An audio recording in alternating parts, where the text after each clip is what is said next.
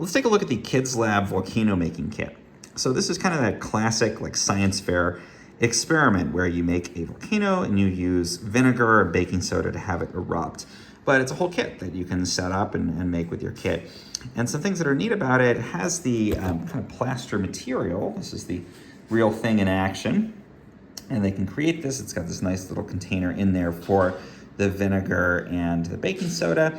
And so they build this, they paint it, they match it to what an actual volcano would look like, and then they can demonstrate it by putting in the vinegar and the baking soda, and it erupts and comes out all over the sides here. And it's nice that it's kind of reusable with that being refillable in here. One thing to keep in mind with this though is that you are gonna need the vinegar and the baking soda to be able to do the reaction.